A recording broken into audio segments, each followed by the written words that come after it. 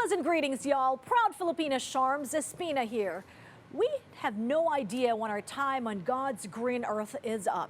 And we all remember how one Yevgeny Prigozhin, whose meteoric rise to fame from Putin's chef to one of his top military advisors to founder, leader of the dreaded mercenary group Wagner. The beginning of the end for him came when he turned on Putin in late June of this year in a planned coup that failed miserably.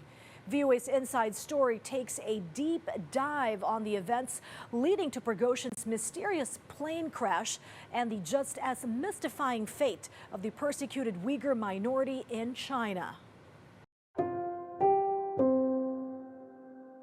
This week on the Inside Story, uncertainty in Russia, fear in China. A mutiny by the leader of the Russian paramilitary Wagner Group and the dramatic challenge to the Putin regime. What happened? What are world leaders saying about the Kremlin? And what does this mean for the war in Ukraine? Plus, the VOA mini-doc series From Fear to Freedom. See what life is like for China's Uyghur population. Now, the Inside Story. Uncertainty in Russia, fear in China.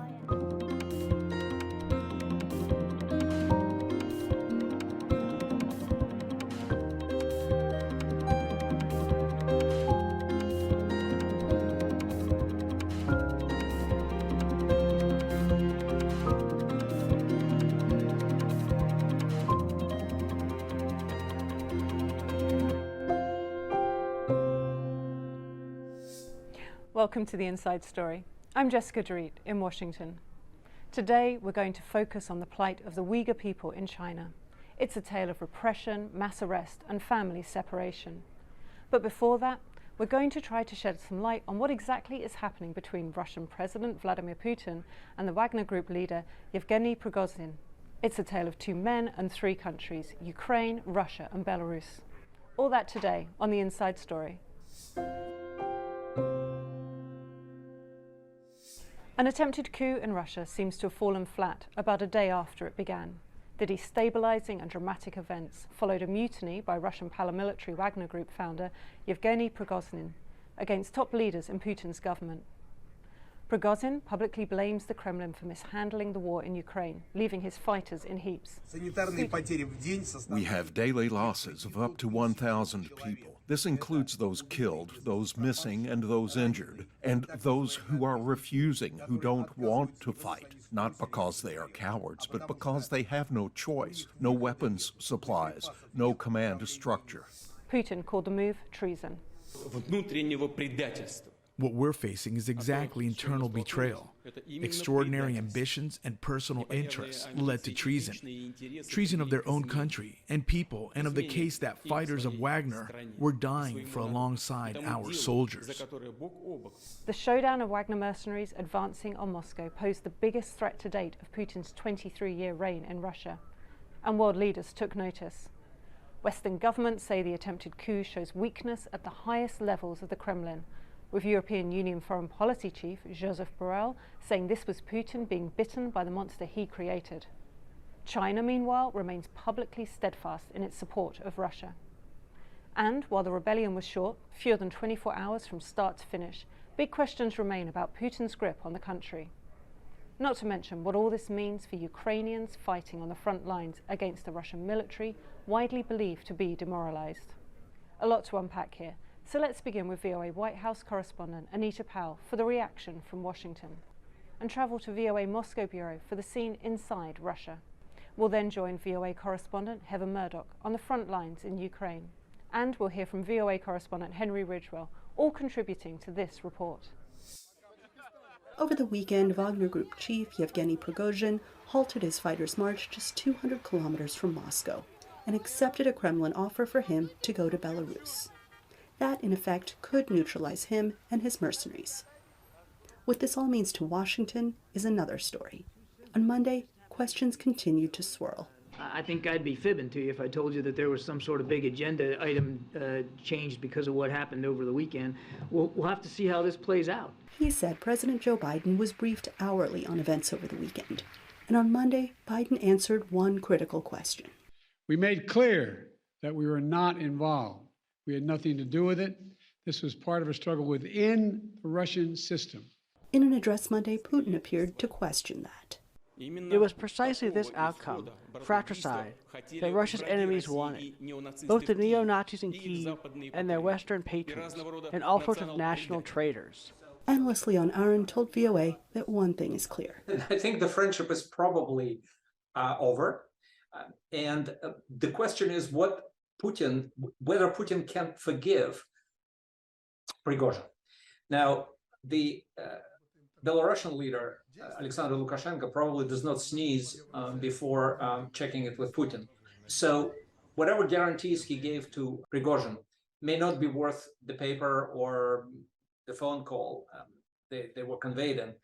Prigozhin's troops halted their advance just a few hours from Moscow. In an audio statement released Monday, Prigozhin said he sent tanks in Moscow's direction to express our protest, not to oust the government. Anita Powell, VOA News, the White House. Wagner mercenary troops occupied the southern Russian city of Rostov-on-Don on Saturday for about 12 hours, encountering little resistance as they seized the local military headquarters. Russian officials have flooded the media with assurances that Putin emerged stronger from this short crisis. But international observers say on the contrary, the Russian leader's weaknesses have been irreversibly exposed. This destroys the myth that Putin had cultivated so hard of being completely in control and having a firm grip on power throughout the country. That is plainly no longer the case. And the Prigozhin incident sets an extremely dangerous precedent for power in Russia. Once other people see that this can be done and it can be survived, there will be other challenges. Now, the Russian authorities are working to cover up the tracks of the Wagner Group, which until last week was praised by Kremlin propaganda. Observers believe that whatever deal Putin has made with Prigozhin, a dark future awaits the mercenary leader. Whatever happens for the rest of his life, he'll be a man looking over his shoulder, because he will now be a marked man. He has challenged power in Russia and so far survived. The question is, for how long? Calm has returned, at least for the moment, to the streets in Russia. But after the acute crisis last weekend, analysts say the events of the last few days may be a precursor to something bigger. For the VOA Moscow Bureau, Jonathan Spear, VOA News. While many Ukrainians anxiously watched the recent chaos in Russia, hoping their foe would defeat or at least weaken itself, soldiers on the front lines battled on. They say there have been no observable changes in the field, and Russian forces continue to lob artillery at Ukrainians, who are now on the offensive.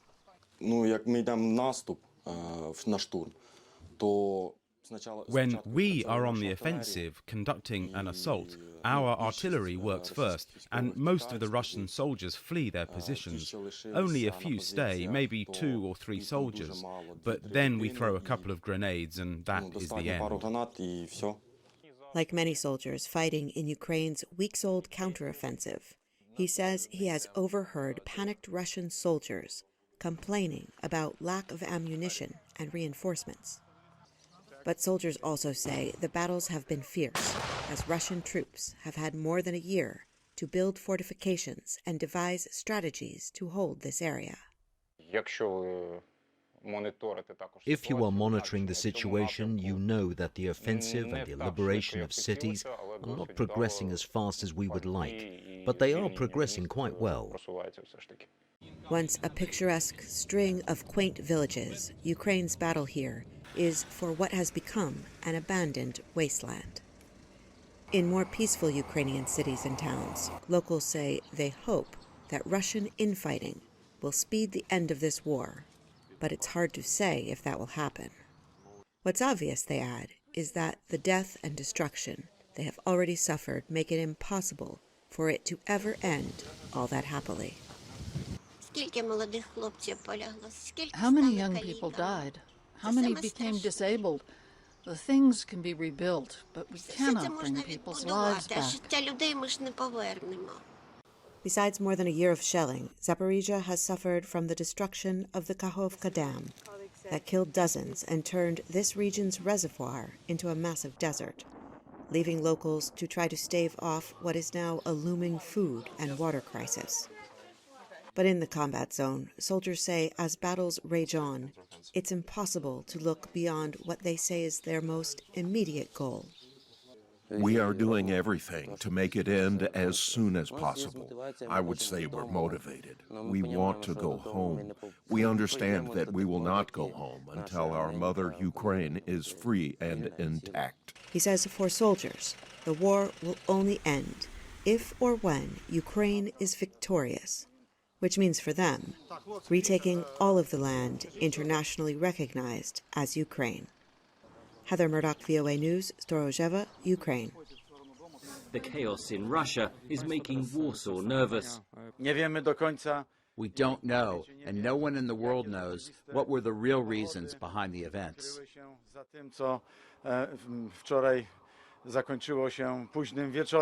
European Union Foreign Policy Chief Josep Borrell said the mutiny revealed weakness in the leadership of Russian President Vladimir Putin. The monster that Putin created with the Wagner, the monster is biting him now. The monster is acting against his creator. The political system is showing the fragilities, and the military power is cracking. British Foreign Secretary James Cleverly noted that Prigozhin had questioned Putin's justification for the invasion of Ukraine. The Russian government's lies have been exposed by one of President Putin's own henchmen. NATO Secretary General Jens Stoltenberg echoed that view. And yet another demonstration of the big strategic mistake that President Putin made with his legal annexation of Crimea and the war against Ukraine. Can Ukraine take advantage of the turmoil in Russia? Certainly, this begins to open some doors of opportunity, but we don't go rushing headlong through them. We take them as they are applicable to the plan that Ukraine has already set out. Meanwhile, Moscow's ally China described the attempted mutiny as a Russian internal affair. China supports Russia in maintaining national stability and achieving development and prosperity. European Union member states agreed Monday to boost a special fund used to finance military aid for Ukraine by $3.8 billion, raising its ceiling to over $13 billion. Henry Ridgewell for VOA News, London.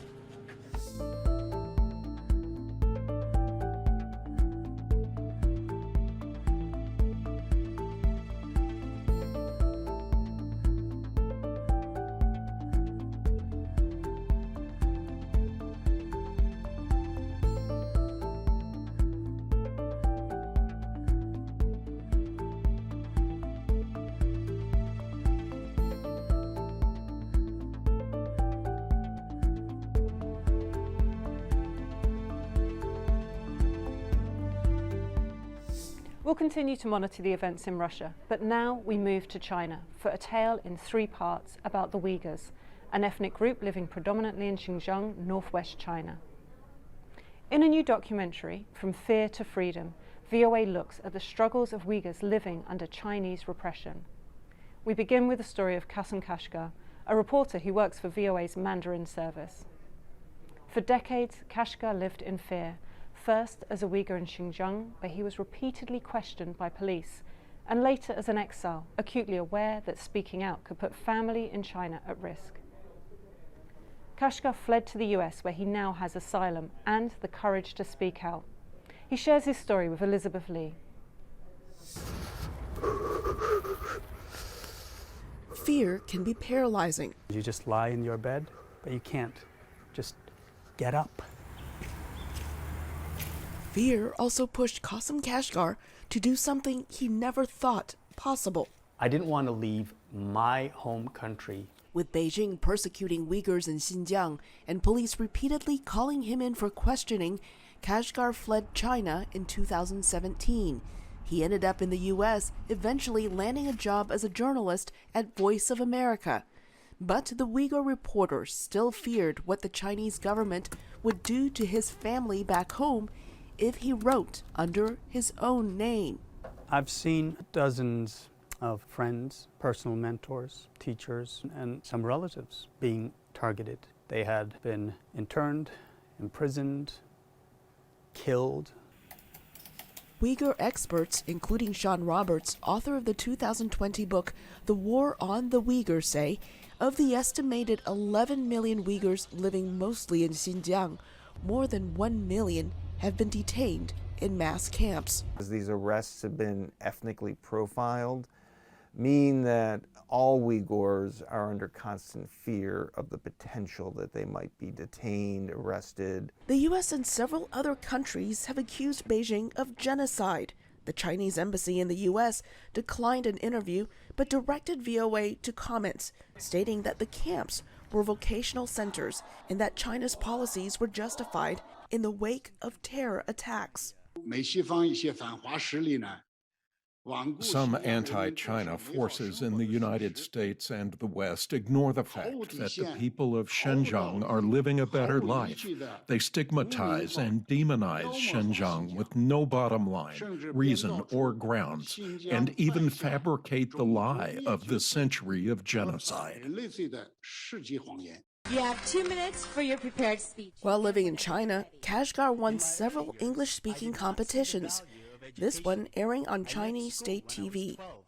From then on, I worked hard to become... But the publicity caught the attention of authorities. He says police even tried to recruit him to work overseas to spy on Uyghur rights organizations. I was disgusted. I felt dishonored. Instead, Kashgar started a language school. But as China's repression increased, authorities began interrogating him, and people he knew started disappearing. Fearing he too could be disappeared, Kashgar fled with his wife and young daughter.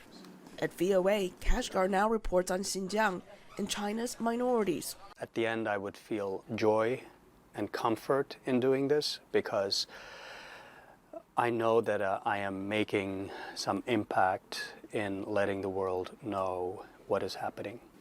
Knowing that silence is no guarantee of safety, Kashgar says he is ready to share his stories and those of others by writing under his real name. We just saw the risks for Uyghurs trying to escape Xinjiang, but even those who return to their homeland face danger. Take Miragul Tursun. She returned to her home city in 2015 so her family could meet her months-old triplets. But at the airport, officials separated her from her babies and took Tursun away. What came next still haunts the young mother. Here, she recalls the events that forever changed her life. What is this? Why hot?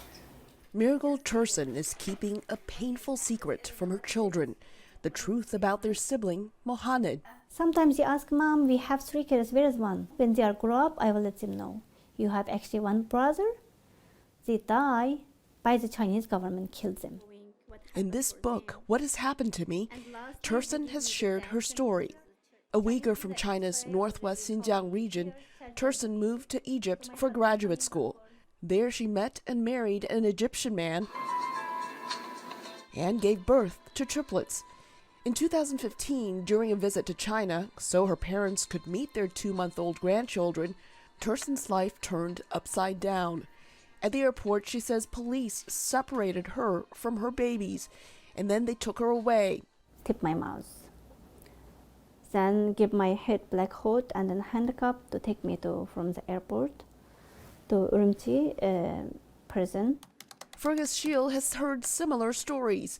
He managed an international journalism project that analyzed and reported on evidence of mass internment camps, as revealed in Chinese documents leaked to the outside world. One of the quickest ways you can get yourself into a detention camp, this is really quick, you're on the fast track, is to either have a passport or to be returning from overseas. Several countries, including the U.S., call China's treatment of the Uyghurs genocide. China denies that, saying it is fighting extremists. From 1990 to 2016, there have been thousands of incidents related to violent terrorists, injuring innocents and creating tremendous losses. To target these incidents, the Chinese government has implemented a proper and powerful policy to support Xinjiang. China claims the detention facilities are vocational centers. Tursun has a different view. She spent close to 3 months in detention before the police briefly freed her, saying her children, Moaz, Alina, and Mohamed, were sick. She is still haunted by what was waiting for her. Your son, Mohamed, is passed away morning, so we put his body in the freezer. How my kids die in the morning, put in the freezer like ice cream. Shave my hair, give torture. Tursun says police detained her 3 times and tortured her with electric shocks. With help from the Egyptian embassy and her husband, Tursun was finally released from custody 3 years after arriving in China. She fled with her 2 children, first to Egypt and then to the U.S., where she spoke about her ordeal. But doing so prompted Chinese state media, CGTN, to air a report showing this photo more than once, suggesting the photo is of Mohamed. But if you listen carefully, Tursun's mother is saying this photo is of Moaz, her grandson, who survived. Tursun says China is forcing her family to discredit her, but she doesn't mind. Near to 7 years, I don't have any contact with them. While in detention, Tursun promised God that if she was released, she would speak out and give voice to those still detained. As we saw, China denies and dismisses claims that Uyghurs are abused. But bringing awareness to what is happening in Xinjiang has become the passion of activist Zubaira Shamsuddin. Motivated by a deadly protest in her hometown and the jailing of her brother, Shamsuddin now devotes her career to exposing abuses. We go back to Elizabeth Lee, who has more on this story. Zubaira Shamsuddin can never return to her homeland. If I was in China, I don't think I would be alive. As a Uyghur living in the U.S., Shamsuddin is devoted to fighting against what she and many other organizations worldwide say are injustices against Uyghurs in China, especially in the Xinjiang region. As Chinese outreach coordinator for the group Uyghur Human Rights Project, she tries to educate Mandarin speakers about what is happening there. Uyghurs either detained in the concentration camps or detained in the slave labor Chinese factories. A 2022 United Nations report found China responsible for serious human rights violations. The U.S. and other Western countries have accused China of actions akin to genocide in Xinjiang. In response to VOA's inquiry, the Chinese embassy in Washington sent links to statements by officials about Beijing's policy in the region. The Uyghur population in Xinjiang has more than doubled in the past 4 decades. Where did the genocide come from? Forced labor is also nonsense. Workers in Xinjiang choose occupations entirely according to their own wishes. Chinese officials say its policies in Xinjiang have helped suppress terrorism. Shamsuddin says members of her own family have experienced violence under China's Xinjiang policy. In 1997, in the city that Uyghurs call Gulja, a protest calling for equal treatment turned deadly. It's kind of turning point in my life. In 1997, the Gulja massacre happened, which is my hometown, and many my family members became direct victims of that massacre.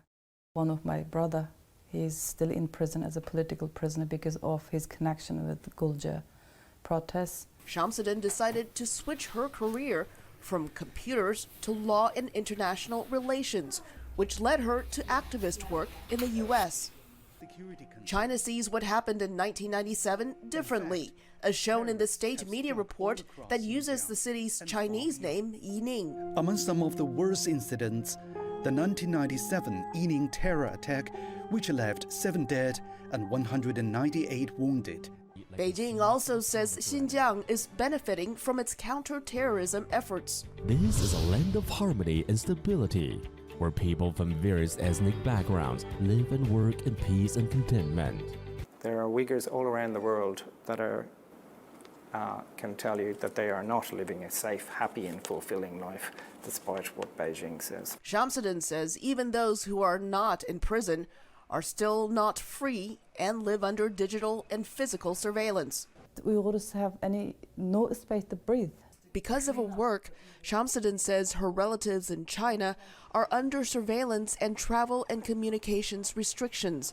But it is her connection to that repression, she says, that compels her to fight for the rights of Uyghurs. Elizabeth Lee, VOA News, Washington.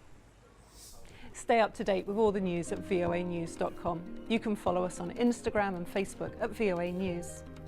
Follow me on Twitter at Jessica Dorit, and you can catch up on past episodes at our free streaming service, VOA+. For all of those behind the scenes who brought you today's show, I'm Jessica Dorit. We'll see you next week for The Inside Story.